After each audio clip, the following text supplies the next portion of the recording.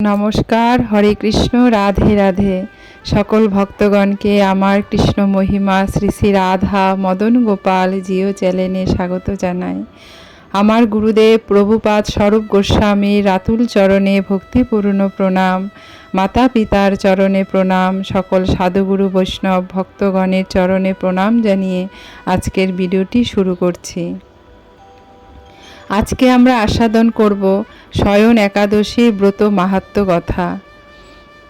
মহারাজ যুধিষ্ঠির বললেন, হে কৃষ্ণ, আষাঢ় মাসের শুক্লপক্ষের একাদশীর নাম কি? এর মহিমাই বা কি? তা আমাকে কৃপা করে বলুন।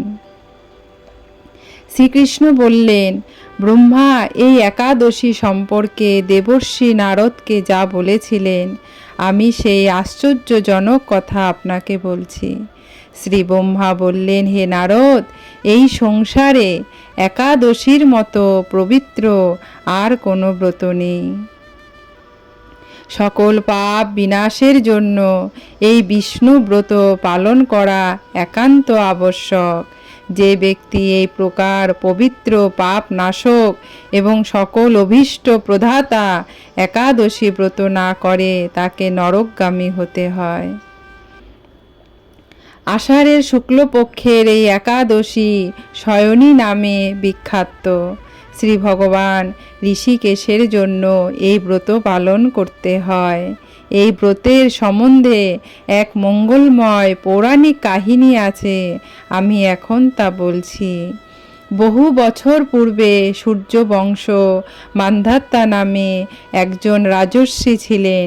তিনি ছিলেন সত্য প্রতিজ্ঞ এবং প্রতাপশালী চক্রবর্তী রাজা। প্রজাদেরকে তিনি সন্তানের মতন প্রতিপালন করতেন। সেই রাজ্যে কোনো রকম দুঃখ, রোগ, ব্যাধি, দুর্ভিক্ষ, আতঙ্ক, খাদ্য অভাব অথবা কোনো অন্যায় আচরণ ছিল না। এইভাবে বহুদিন অতিবাহিত হলো। কিন্তু এক সময় হঠাৎ দৈব দুর্বিপাকে ক্রমাগত 3 বছর সেই রাজ্যে কোনো বৃষ্টি হয়নি। দুর্ভিক্ষের ফলে সেখানে দেবতাদের উদ্দেশ্যে দান মন্ত্রে সাহা সদা ইত্যাদি শব্দ বন্ধ হয়ে গেল।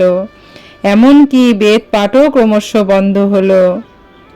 তখন প্রজারা রাজার কাছে এসে বলতে লাগলো, মহারাজ, দয়া করে আমাদের কথা শুনুন। শাস্ত্রে জনকে নার বলা হয়, আর সেই জলে ভগবানের অয়ন অর্থাৎ নিবাস, তাই ভগবানের এক নাম নারায়ণ। মেঘরূপে ভগবান বিষ্ণু সর্বত্র বাড়ি বর্ষণ করেন।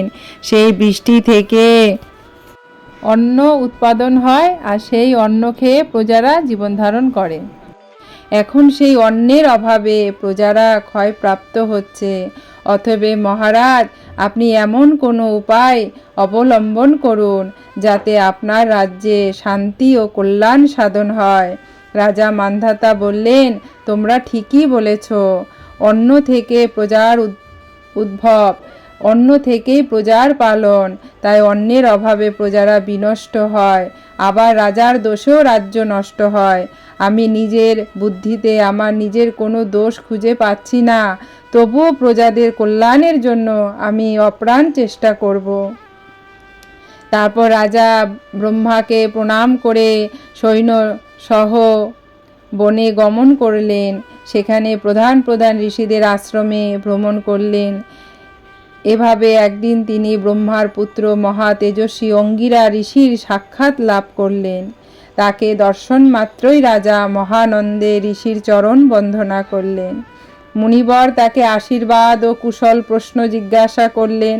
রাজা তখন তার বনে আগমনের কারণ সবিস্তারে ঋষির কাছে জানালেন। ঋষি অঙ্গিরা কিছু সময় ধ্যানস্থ থাকার পর বলতে লাগলেন, হে রাজন, এটি সত্য যুগ। এই যুগে সকল লোক বেদ পরায়ণ ও ব্রাহ্মণ ছাড়া অন্য কেউ তপস্যা করে না।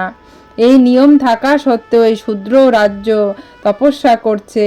তার এই অকার্যের জন্যই রাজ্যের এই দুর্দশা। তাই তাকে হত্যা করলেই সকল দোষ দূর হবে। রাজা বললেন, হে মুনিবর, তপস্যাকারী নিরপরাধ ব্যক্তিকে আমি কিভাবে বধ করব? আমার পক্ষে সহজসাধ্য অন্য কোনো উপায় থাকলে আপনি তা দয়া করে আমাকে বলুন। তদুত্তরে মহের্ষি অঙ্গিরা বললেন, আপনি আষাঢ় মাসের শুক্লপক্ষে শয়নী নামে প্রসিদ্ধা একাদশী ব্রত পালন করুন। এই ব্রতের প্রভাবে নিশ্চয় রাজ্যশ্রী বৃষ্টি হবে। এই একাদশী সর্বসিদ্ধি ধাত্রী এবং সর্ব উপদ্রব্য নাশকারিণী। হে রাজন, প্রজা ও পরিবারবর্গ সহ আপনি এই ব্রত পালন করুন। মুনিবরের কথা শুনে রাজা নিজের প্রাসাদে ফিরে এলেন। আষাঢ় মাস উপস্থিত হলো। রাজ্যের সকল প্রজা রাজার সাথে একাদশী ব্রতের অনুষ্ঠান করলেন। ব্রত প্রভাবে প্রচুর বৃষ্টিপাত হলো। কিছু কালের মধ্যেই অন্নাভাব দূর হলো। ভগবান ঋষিকেশের কৃপায় প্রজাগণ সুখী হলো। এই কারণে সুখ ও মুক্তি প্রদানকারী এই উত্তম ব্রত পালন করা সকলের অবশ্য কর্তব্য। ভবিষ্যৎ পুরাণে যুধিষ্ঠির শ্রীকৃষ্ণ তথা নারদ ব্রহ্মা সংবাদ রূপে একাদশী মাহাত্ম্য বর্ণিত হয়েছে। হরে কৃষ্ণ, রাধে রাধে, হরি বল। আপনারা সবাই ভালো থাকবেন। ভিডিওতে লাইক শেয়ার সাবস্ক্রাইব করবেন। হরে কৃষ্ণ, রাধে রাধে।